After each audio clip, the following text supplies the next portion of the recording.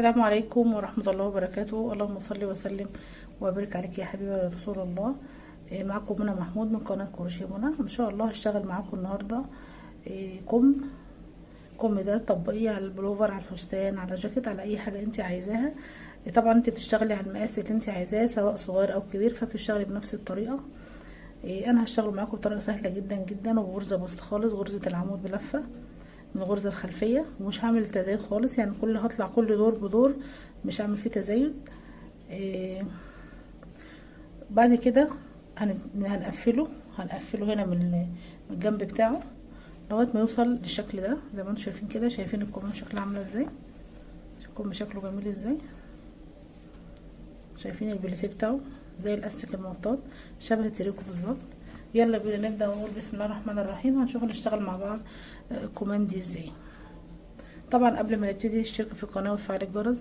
السلام عليكم ورحمه الله وبركاته. هنشتغل مع بعض الكم بتاع الكارديجان. انا عملت عملت ناحيه، وهشتغل معاكم الكم التاني. هقول لكم انا اشتغلت معاكم، هقول لكم انا اشتغلته ازاي. طبعا احنا بنبدا هنا من الكمر بتاع الاسوره بتاعت الكم. طبعا الكمر ده بتاع الاسوره لو انت عايزه ضيق بتعملي على مقاس المعصم بتاع ايدك بالظبط، عايزه تكبري شويه على حسب الوسع اللي انت عايزاه، دي حاجه ترجع لك انت. انا هنا هعمل عقده البدايه الاول كده واسحب الخيط، وهشتغل الطول بتاع الاسوره بتاعتي دي، هعمل 20 غرزه سلسله. تمام. انا هشتغل طبعا انتوا عارفين لون الجنجا ده ممكن يبدا معاكي بالفاتح، يبدا معاكي بالغامق، زي ما تكوني هتبداي بيه. خلاص هبدا ب20 سلسله، 1 2 3 4 5 6 7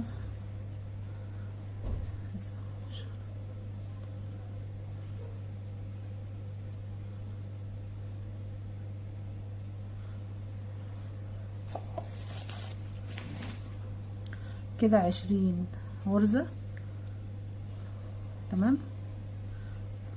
هشتغل هنا غرز نص عمود في الغرزة الخلفية، يعني السلسلة بتاعتي مفرودة اهي، هقلبها كده بالجنب واجيب الغرزة الخلفية دي، هدخل في الغرزة الخلفية دي واسحب الخيط، يبقى معايا 3 لفات على الابرة، هطلع منهم مرة واحدة وارجع الف الخيط على الابرة، الاقي الغرزة اللي بعدها ظهرت اهي،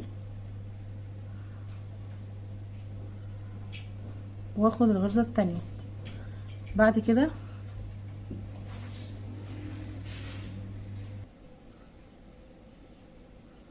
هلف الخيط على الابرة وادخل هنا في الغرزة دي الخلفية دي، واسحب الخيط واطلع من 3 لفات، ارجع اكرر تاني،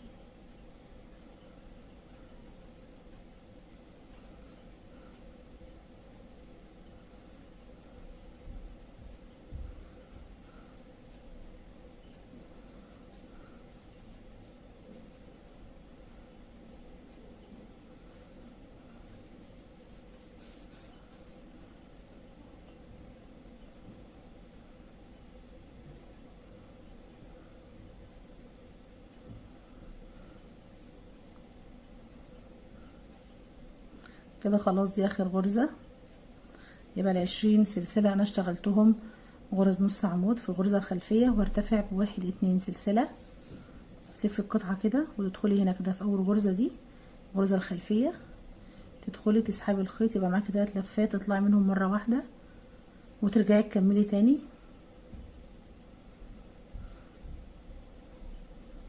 لغايه ما تخلصي السطر كله.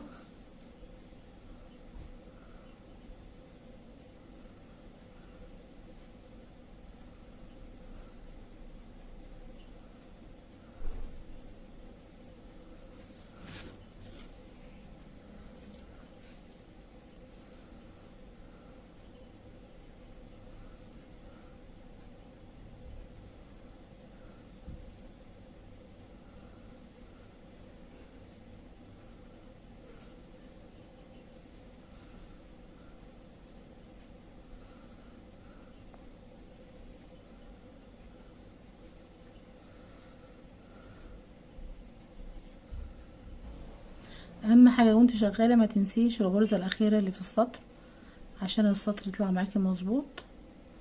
خلاص، وترتفعي برضو بواحد اتنين سلسله وتلفي كده. شايفين الغرزه الخلفيه اهي، تدخلي فيها وتكرري وتشتغلي هنا في الغرز الخلفيه كلها غرز نص عمود. هتفضلي تشتغلي راحه جايه راحه جايه لغايه ما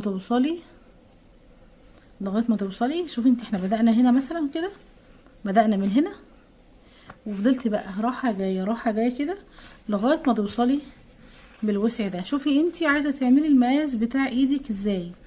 عايزة تعملي المعصم ده ضيق شوية عن كده يبقى صغير عن كده، ماسك على ايديكي، الصورة ماسكة على ايدك، يبقى بتعملي لغاية المسافة دي. عايزاه كبير شوية زي ما انا عاملاه توصلي للايه، للمقاس ده. بعد كده انا هخلص الطول ده وهرجع لكم انا خلصته واوريه لكم. خلاص كده انا خلصت الطول بتاعي. طبعا تقيسيه على المقاس اللي انت عملتيه قبل كده عشان يبقوا الكمين طالعين قد بعض بالظبط. يا تقيسيه بالمزوره، يا تشوفيه كده بالنظر، يا اما تعدي الاعمده بتاعتك دي هنا نفس العدد اللي هنا ولا لا، يا شوفي العدد اللي هنا كام واللي هنا كام، يا اما تقيسي بالمزوره تشوفي كام سنتي، يا اما تحطيه على بعض كده وتشوفي هو فعلا طالع مظبوط ولا لا. خلاص دي كانت اول خطوه معانا في الكم بتاعنا. بعد كده هعمل ايه؟ هرتفع بواحد اتنين تلاتة وادخل بقى هنا كده في كل الغرز اللي بالعرض دي كلها هشتغل فيها غرز عمود بلف. هشتغل هنا كده غرز عمود بلف. ندخل كده في الغرزة الاولانية غرزة عمود بلفة، وبعد كده شايفين غرز اللي بالعرض دي كلها غرز عمود بلف اهو. انا هبروز دي كلها كده، شايفين اهو، دي غرز عمود بلف اللي هي دي. بعد ما خلصت القمر بتاعي او الاسوره بدأت اشتغل عليها غرز عمود بلف عشان اسس للغرزة الرئيسية بتاعة الكم. هدخل هنا كده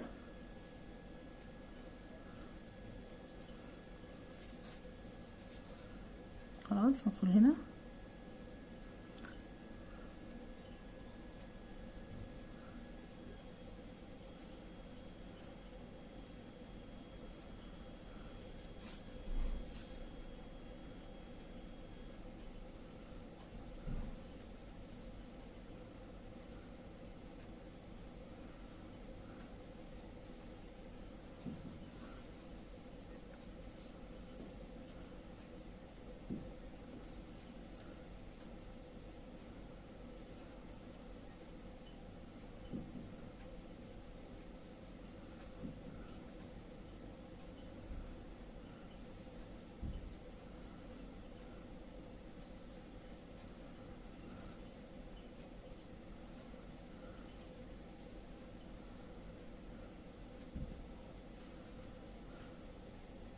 خلص السطر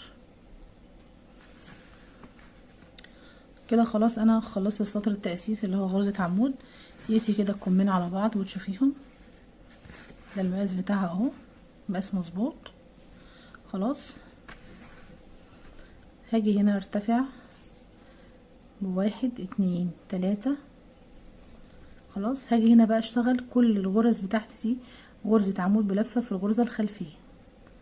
انا الكم بتاعي ده مش هعمل فيه اي تزايد خالص، هطلع فوق كل الغرز العدد بتاعها بالترتيب، مش هزود اي حاجة خالص لان انا مش عايزاه يوسع قوي. يعني انا بادئه الاسوره بتاعتي واسعه، فالكم هيطلع بعدها واسع، يعني مش هزود اعمل تزايد في عدد السطور، لا انا هشتغل عادي، هشتغل في كل غرزة غرزة عشان يطلع لي بالشكل ده.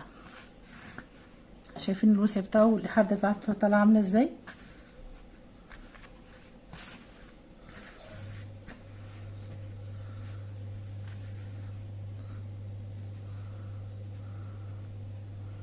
اكمل كل الغرز بتاعتي دي غرز عمود بلفه في الغرزه الخلفيه، وكل ما اخلص سطر الف وارتفع ب3 سلسله واشتغل باقي كل الغرز في الغرز الخلفيه زي ما انتوا شايفين كده. هتديني الخطوط اللي بالعرض دي الخطوط اللي بالعرض.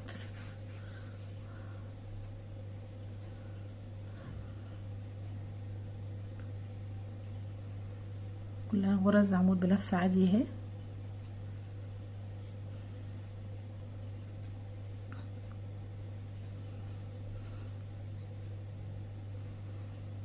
خلاص كده هخلص بقى الكم. زي ما قلت لك مش هنعمل اي تزايد خالص، كل ما تلف الكم بتاعك القطعه هتقلبيها ترتفع ب3 سلسله وتشتغلي كل الغرز بتاعتك غرز خلفيه بس عشان تديكي الشكل ده. طبعا عشان التصوير انا هقصر معاكم علشان ما اطولش عليكم، انا بس بديكم الفكره الرئيسيه.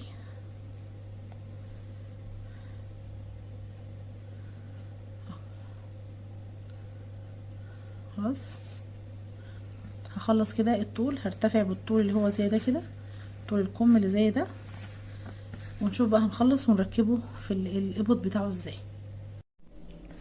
كده المفروض انا وصلت لنهاية الكم اللي انا عايزاه بالطول اللي انا عايزاه. طبعا ده بيختلف مع كل واحدة على حسب الحاجة اللي هي بتعملها، المقاس اللي هي بتعمله. بعد كده بعد ما خلصنا الكم بتاعنا اهو هنبتدي نقفله هنا بغرز الحشو وتقلبيه، وبعد كده تركبيه في البلوفر في الجاكيت في الحاجة اللي انتي المشروع اللي انتي عاملاه. وكده يكون الفيديو بتاعنا انتهى ان شاء الله النهارده. باذن الله تشتركي في القناه وتفعلي الجرس وتسيبي لي كومنت، والسلام عليكم ورحمه الله وبركاته.